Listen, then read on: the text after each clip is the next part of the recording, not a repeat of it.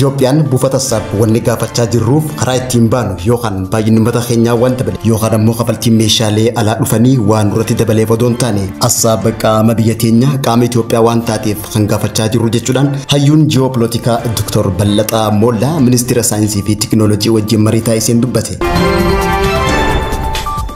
Dhaabbanni wayyaanee TPLF haasawa muummee ministeera Itoophiyaa Dr. Abiy Ahmed TPLF baajata mootummaa federaalaa misoomaaf ramadu waraanaaf oolchuun waliigaltee Piriitooriyaa cabsan jechuudhaan dubbate hordofte ammas waliigalteen Piriitooriyaa kabajuu dhabuun karaa biraatiin oofa jechuudhaan ibsa baasan.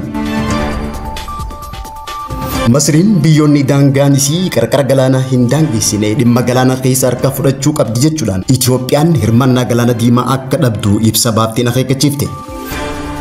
daawwattoota fi hordoftoota lammii miidiyaa nageenya keenya bakka jirtan maratti sinaa dhaqqabu siniin jenna kanneen asii olitti dhageessan hangafoota oduu teenya irraati amma bal'ina oduu sinitti karaa ittiin seennuu fi ittiin baanu qofa waan dhabneef buufata doonii poortii Suudaan nuuf mala yookaan ammoo Niiwoorkii yookaan Keep Taawun nuuf malti jennee hin dubbanne qaamni kutaa biyya teenya Assaab nuuf haa deebi'u jechuudhaan gaafanne jechuudhaan Dr. Ballataa Mollaa Geetaawun buufanni Assaab qaama Itoophiyaa irraa akka ta'e hubachiise.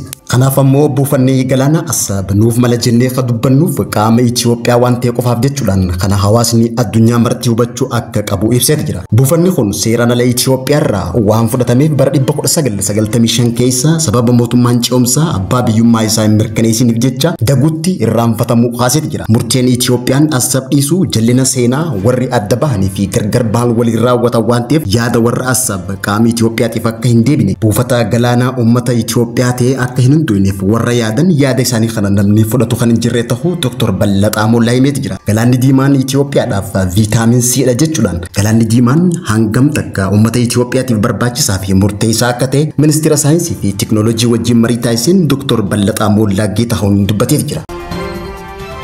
TPLF baajata mootummaan federaalawaa naannoo Tigraay firramate guutumaan guututti hojii waraanaatiif oolchuu hime kun ammoo sirrii miti jechuudhaan uummanni Tigraay misooma barbaada waan ta'eef karaa nagaa qofaan hojjechuun furmaata akka ta'e muummee ministeera Itoophiyaa Dr. Abiy Ahmed yaadachiisuun ni yaadatama. Dhaabni TPLF mana mariitii fi bulchiinsa naannoo seeraan ala diiguudhaan waliigaltee nagaa Piriitooriyaa mootummaa federaalaatii fi TPLF gidduutti mallattoo itti diiguus Dr. Abiy Ahmed hubachiisee jira. Kanumaan wal qabatee hooggantoonni TPLF kanneen waliigaltee Piriitooriyaa hojiirra hin ooltu jechuudhaan gaafachaa jiran kunneen mana marii naannoo Tigraay fi bulchiinsa yeroo naannichaa seeraan ala diiguudhaan bulchiinsa mataa isaanii hundeeffachuun waliigaltee Piriitooriyaa cabsuu isaaniitti simeet jira. Boorrii waliigaltee nagaa kanaan bulchiinsi yeroo qooda fudhattoota siyaasaa hunda hammatee akka hundeeffamus muummee ministeera Itoophiyaa yaamicha dhiyeessee jira. Wayyaaniin hojiilee adeemsa nagaa laaffisan kanneen akka daddabarsa meeshaa waraanaatii fi hariiroo alaa hayyama hin qabne irratti bobba'uu itti fufuu kan hime yoo ta'u ammatti qaamoleen waliigalticha hojiirra oolchuuf yaamicha dhiyeessaa jiran tokko tokko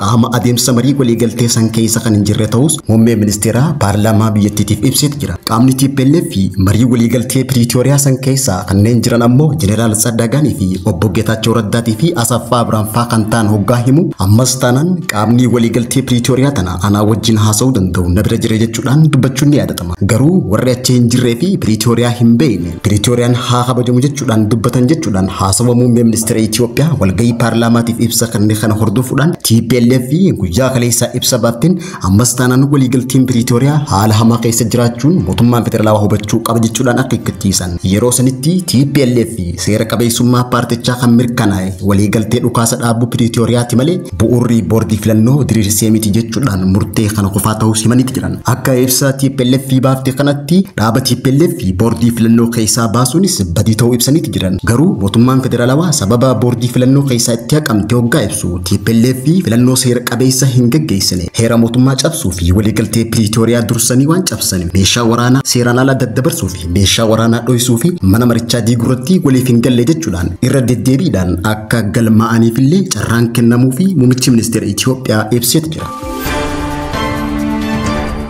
Pireezidaantiin Eertiraa guyyaa kaleessaa onkololeessa 30 bara 2025 marii guyyaa shaniitiif eega Masrii seenuun marii taasisaniin booda ministeerri dhimma alaa Masrii Badrii Abdulatiif guyyaa irraa ibsa baaseen bulchiinsi galaana diimaa biyyoota daangaan isaanii qarqara galaanaa ta'an qofa laallata jechuudhaan biyyoonni qarqara galaana diimaa hin taane kamuu waa'ee galaana diimaa keessaa harka fudhachuu qaban jechuudhaan biyyoonni galaana hin daangeessine bulchiinsa galaana diimaa irratti hirmaachuuf mirga kan hin qabne ta'uu hubachiise. Masriin sababa hidhamuu laga mormuudhaan Itoophiyaatti garmalee muufachuudhaan yeroo ammaan tanaaf Itoophiyaa dhabsiisuudhaaf hariiroo dippiloomaasiitiin biyyoota Afrikaa bira kuttee gamtaa Awurooppaa wajjin marii taasisuunis ibsameeti jira. Akka seera bulchiinsa bishaanitti Itoophiyaan bishaan kana fayyadamuuf mirga guutuu kan qabdu ta'ullee garuu Masriin Itoophiyaan murtii gama tokkoo qofa fudhatte jechuudhaan Itoophiyaa himachuu irratti argamti. Dhiyeenya Itoophiyaan ajandaa galaana diimaa deeffachuu qaafteen pirezidaantiin Eertiraa Isaayyaas Afwerqii waliigaltee muummee ministeera Itoophiyaa Dr. Abiy Ahmed wajjin bara 2018 keessa taasisan diiguudhaan Itoophiyaatti karra cufuuf masaanuu Itoophiyaa Masrii wajjin hariiroo dippiloomaasii uumeeti jira. Haasawa muummee ministeera Itoophiyaa Dr. Abiy Ahmed walgahii paarlaamaa irratti taasise hordofuudhaan pirezidaantiin Eertiraa Isaayyaas Afwerqii Masrii wajjin mari'achuuf Kaayiroo seenee guyyaa lammeessaatti ministeerri dhimma alaa Masrii Itoophiyaan qarqara galaana diimaa waan hin daangessineef galaana diimaa irratti hirmaachuuf mirga kan hin qabne ta'uu dubbate. Ibsi ministeera dhimma alaa Masrii kun gaafii biyyi isaanii hidha laga Abbaay irratti qaban kan faalleessu hoggaa ta'u 87 bishaan laga Naayil Itoophiyaa keessaa waan madduuf Itoophiyaan bishaan kana hidhachuuf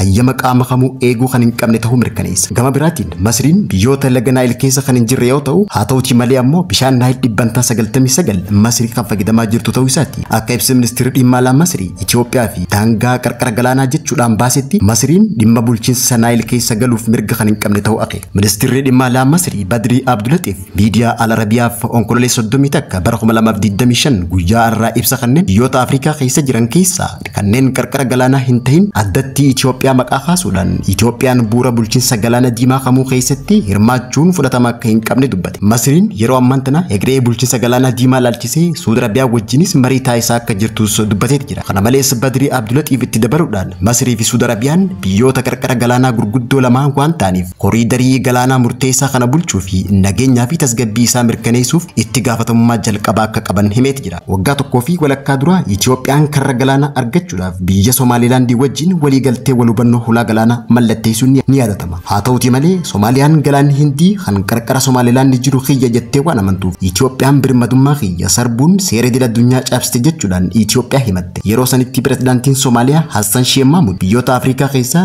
biyya kaaba Afrikaa tan sababa bishaan mormoriin Itoophiyaa akka diinaatti ilaaltu wajjin hariiroo uumeeti jira. Biyyoonni sadeen Eertiraa, Masrii fi Soomaaliyaanis sababa bishaanitti Itoophiyaa irratti dhiibbaa uumuuf yeroo garagaraatti marii taasisuu bira dabre hariiroo waraanaallee uumuun yeroo jalqabaaf Masriin nagaa kabachiisaa gamtaa Afrikaa jalatti Soomaaliyaadhaaf waraana ergite. Ibsi amma ministeerri dhimma alaa Masrii kunis Itoophiyaan galaana diimaas ta'e galaana Hindii irratti hirmaachuu akka hin qabne dubbateeti jira. Ta'ullee garuu akka seera idil addunyaatti buufanni galaana diimaa Itoophiyaaf ni hayyamama. Seenaa dabre keessatti eega Xaaliyaaniin Eertiraa gadhiifte hanga bara 1998tti Itoophiyaan buufata doonii asaa bulchaa kan turte yoo ta'u bara 1995 lola baadimmee mootummaa wayyaanee fi Eertiraa gidduutti ka'een dogoggora yeroo saniitiin Itoophiyaan lafa deeffannaan buufata kana kan dhiifte ta'uu hayyoonni seenaatii fi siyaasaa ni dubbatu.